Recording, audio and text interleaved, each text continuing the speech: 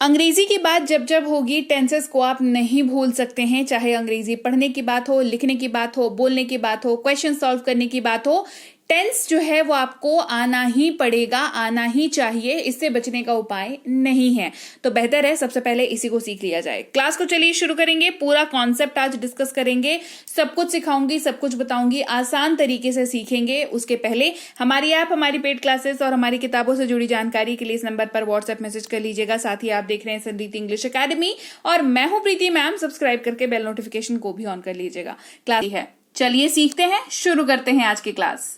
सबसे पहली बात कि टेंसेस के जो है वो 3 हिस्से होते हैं, प्रेजेंट, पास्ट और फ्यूचर। प्रेजेंट का मतलब वर्तमान काल, अभी जो चल रहा है, जैसे कि मैं आपसे बात कर रही हूं। पास्ट यानी कि भूतकाल, जैसे मैंने कल की क्लास डाली थी, वो आपने देखी कि नहीं देखी। और फ्यूचर यानी कि आने वाले कल की बात, जैसे कि मैं कल क्लास लेकर के आऊंगी, वो आप देखोगे या नहीं देखोगे, वो फ्यूचर की बात होगी। ठीक है। और हर हिस्से के फिर 4-4 पार्ट होते हैं। ठीक है, सिंपल 1 2 3 ऐसे याद रखो। टेंस 1 हो गया, उसका 3 हिस्सा हो गया, प्रेजेंट, पास्ट, फ्यूचर, और तीनों के फिर 4-4 हिस्से हो गए, तो कुल मिलाकर के 12 हिस्से हो गए। ठीक है, इन तीनों का मिलाकर के। ठीक है, ये कुछ इस तरीके से स्प्लिट होता है, इस तरीके से डिवाइड होता है।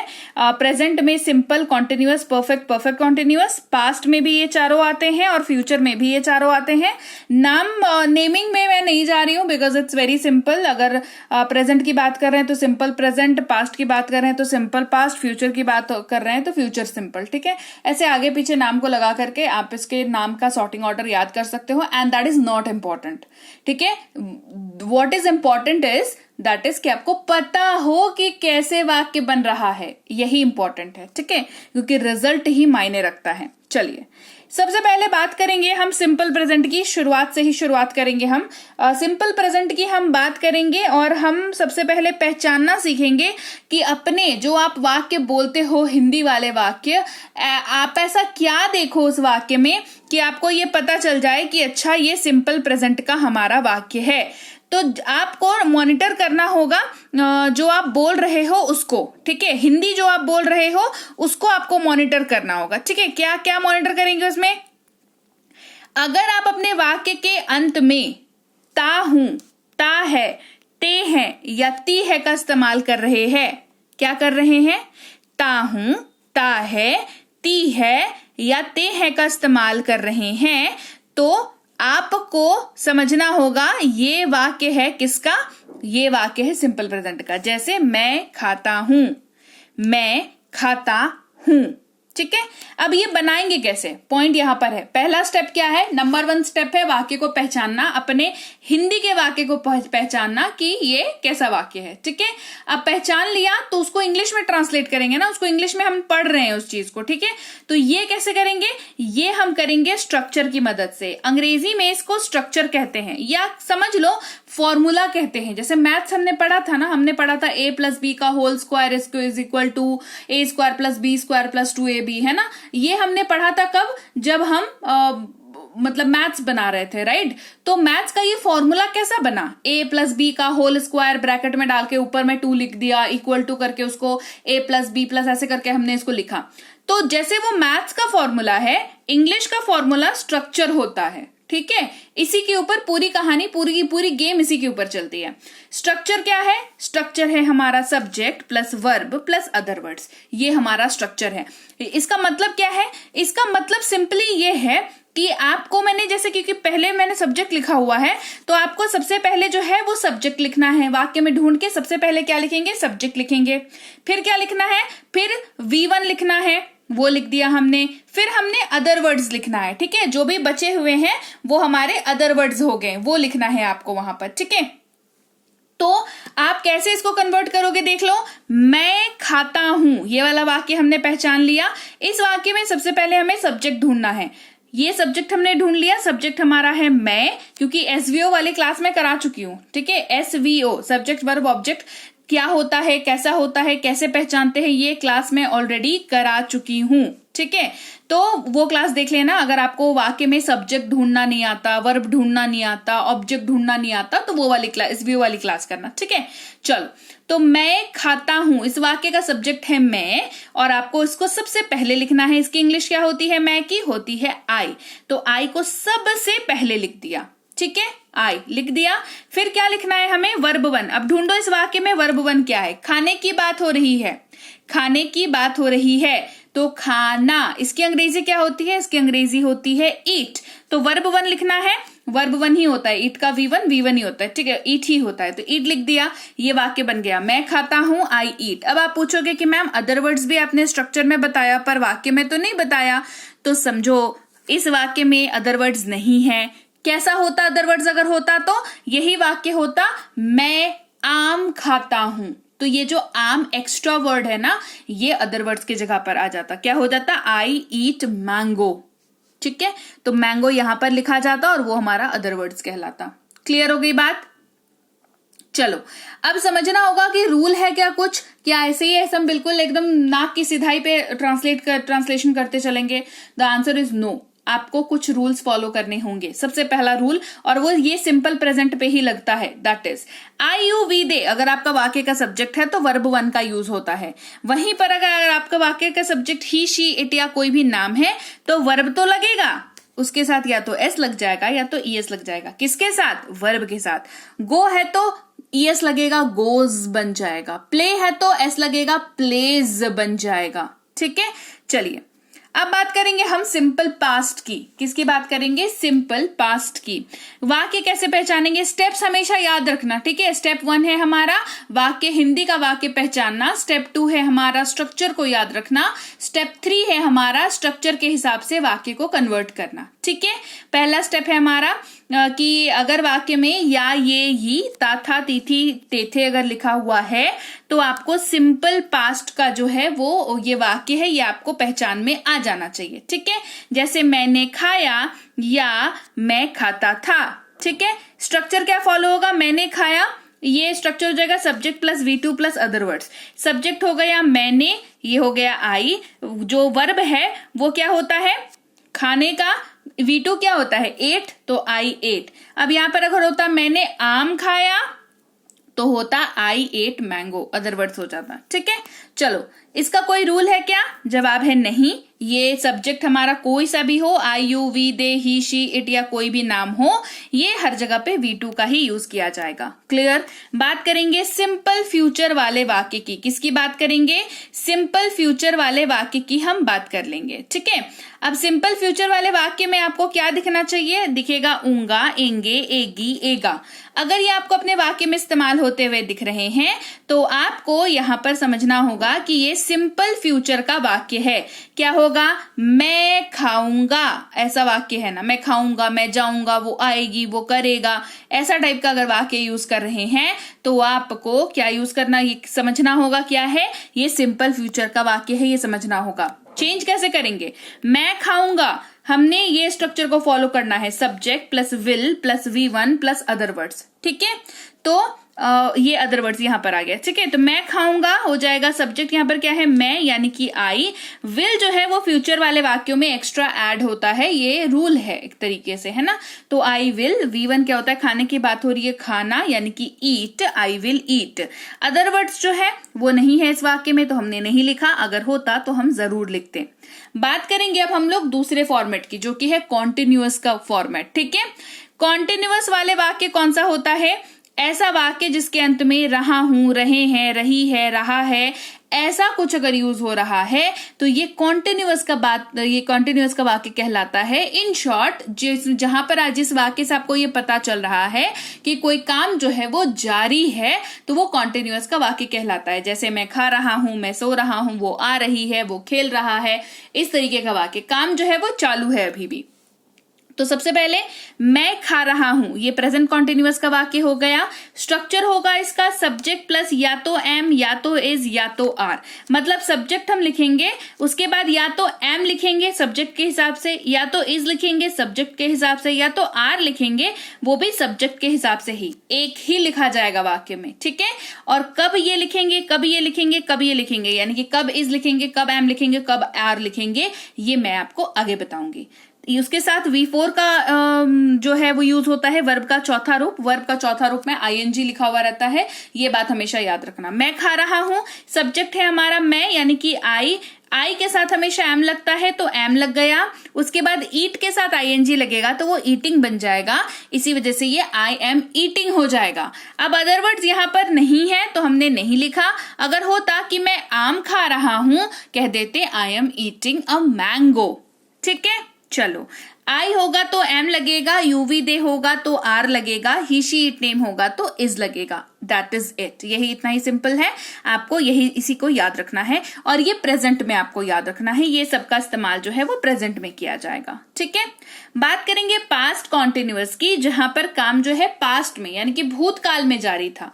रहा था, रहे थे, रही थी, मैं खा रहा था, वो सो रही थी, वो आ रहा था, वो खेल रहे थे, ऐसा अगर आप यूज कर रहे हैं समझ जाइए ये पास्ट कॉन्टिन्यूअस का वाक्य है। स्ट्रक्चर क्या फॉलो होगा? स्ट्रक्चर फॉलो होगा सब्जेक्ट प्लस या तो वॉज, ये सब्जेक्ट के अनुरूप, सब्जेक्ट प्लस वर, अगेन सब्जेक्ट के अनुरूप, साथ में V4 और अदर वर्ड्स। जैसे मैं खा रहा था, ये वाला वाक्य हमने यूज किया है। यहां पर सब्जेक्ट है आई, मैं यानी कि आई, तो आई के साथ ना वॉज लगता है तो आई वॉज लग गया। खाने का V4 होता है ईटिंग तो I was eating. Other words यहां पर नहीं है, अगर होता जैसे मैं आम खा रहा था तो ये हो जाता I was eating a mango. ठीक है, यूवी दे जब वाक्य में सब्जेक्ट की जगह पर हो तो वर का इस्तेमाल करते हैं, ही शी इट नेम, और आई अगर वाक्य में हो तो वॉज का इस्तेमाल करते हैं। बात करेंगे फ्यूचर कॉन्टिन्यूअस की। फ्यूचर कॉन्टिन्यूअस रहा हूंगा, रहे होंगे, रही होगी, रहा होगा, मैं खा रहा हूंगा, वो आ रहा होगा, मैं जा रही हूंगी, अगर ऐसा वाक्य कर रहे हैं तो सिंपल है, फ्यूचर की बात कर रहे हैं, हिंदी में तो हमें समझ में आता ही है ना। तो मैं खा रहा हूंगा, इसको अंग्रेजी में ट्रांसलेट करने की ही बस कवायद है। यही अगर आप सीख जाते हो तो आप बहुत अच्छे हो जाते हो इंग्लिश में। ठीक है, मैं खा रहा हूंगा, सब्जेक्ट प्लस विल बी जो है वो परमानेंट है, मतलब अगर फ्यूचर कॉन्टिन्यूअस का बात अगर वाक्य अगर इस्तेमाल हो रहा है तो आपको जो है विल बी यूज करना ही करना है। ठीक है, वो चाहे सब्जेक्ट कोई सा भी हो, कोई फर्क नहीं पड़ता। रूल आगे बताऊंगी। वर्ब का चौथा रूप और अदर वर्ड्स, मैं खा रहा हूंगा, I will be eating, other words नहीं है यहां पर, नहीं लिखा। मैं आम खा रहा हूंगा, I will be eating a mango. चाहे सब्जेक्ट में IUV दे हो या तो सब्जेक्ट में ही शी इट नेम हो, विल बी जो है वो परमानेंट है। विल बी इन सबके साथ काम करेगा, इनके अलावा भी जो कुछ सब्जेक्ट्स हैं उनके साथ भी काम करेगा। ठीक है, अब बात करेंगे परफेक्ट की। परफेक्ट, प्रेजेंट परफेक्ट की सबसे पहले बात करते हैं। कोई काम जो पूरा हो चुका है उसके बारे में हम बात करते हैं।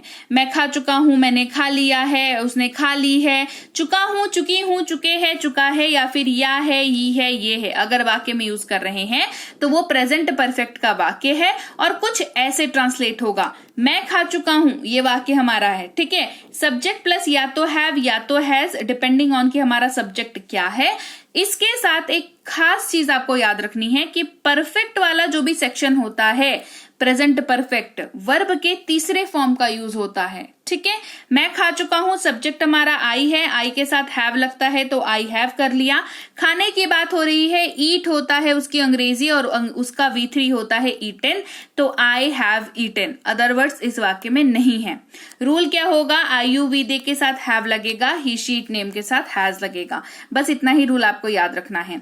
पास्ट परफेक्ट की बात करें तो ऐसा कोई काम जो पास्ट में पूरा हो चुका था उसके बारे में बात करते हैं।